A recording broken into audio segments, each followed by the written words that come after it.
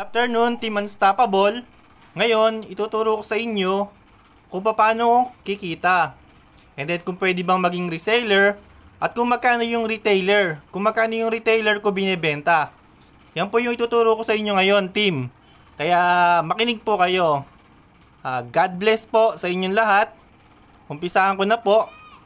Yan. Papaanong kumikita ang isang retailer?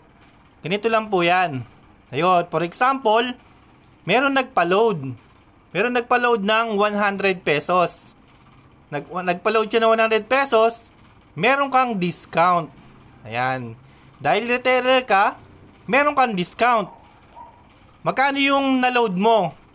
Dahil meron kang discount, 97.25 lang yung nabawas sa pondo mo. Ang pinaload, 100, meron kang discount, 97.25 yung nabawas sa pondo mo. Ayun, magkano yung na-discount mo? 2.75 pesos. Kapag nagpa-load ka sa labas, merong additional. Sa amin, 3 pesos yung dinadagdag. Ayan. Ito yung kinita mo, 2.75 plus 3 pesos yung dinadagdag every time na nagpapa-load. Merong patong, ang tawag nila. Magkano yung kinita mo? 5.75. Ayan, ito yung total na kinita mo. 5.75. For example, nagkaroon ka ng 10 na customer. Ayun, 5.75 times 10, 10 yung customer mo. Magkano yung kinita mo? Meron kang 57.50 doon sa 10 na customer mo na nagpa-load. Ayun. And then, 57, i-times mo lang sa 30 days, sa loob ng isang buwan. Magkano yung kinita mo? Meron kang 1,725 sa loob ng isang buwan. Di ba? Maganda na yan.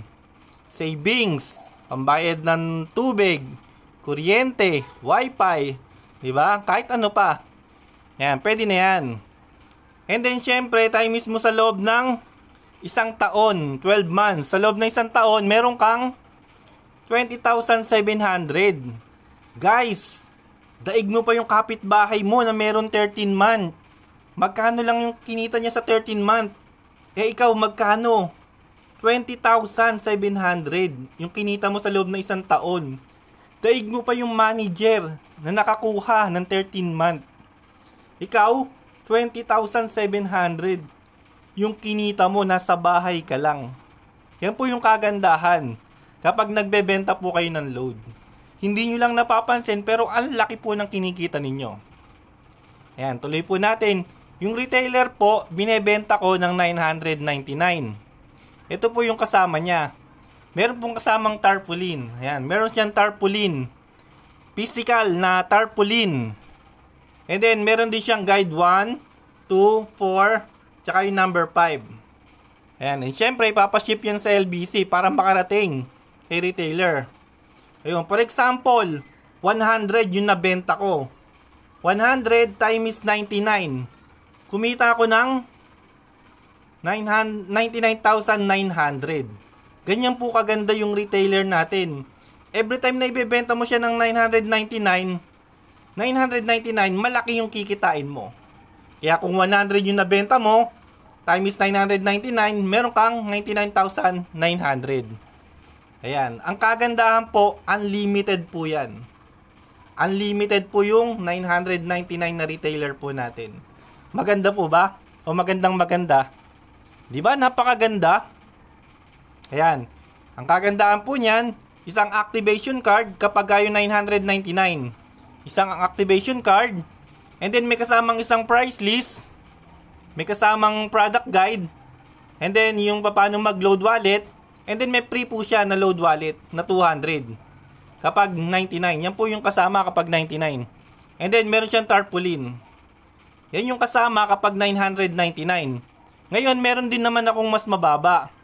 Yung binebenta ko ng 699. 699. Meron siyang activation card. Wala siyang price list. Yung price list, isesend ko lang sa messenger niya.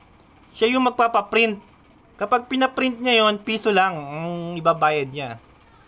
And then, ayun, then, ganun din, yung product guide, papaprint lang din niya, piso lang din naman yun, pagka pinaprint, pumunta lang kayo sa PisoNet, pwede kayo magpa-print, piso lang yung pa-print doon. And then, may load wallet din na libre, na 200. And then, wala rin siyang tarpaulin.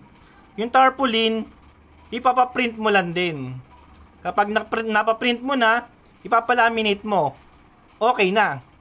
Meron ka ng mga guide. Ipapaprint mo lang lahat. And then, mas mababa yung price, 699. Ayan. Ang kagandahan nito, what if sumali ako? Sumali ka, 699 o 999. Ang kagandahan nun, automatic reseller ka na po. Yes po, reseller ka na po. What if ganito ang nangyari? Ayan.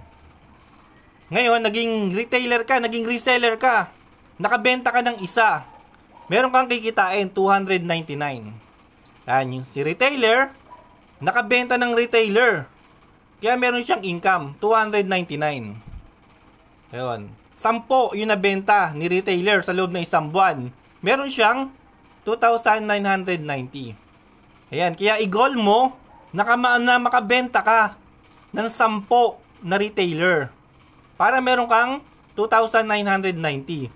Kapag na isa na benta mo, 299. Ayan, ganyan po.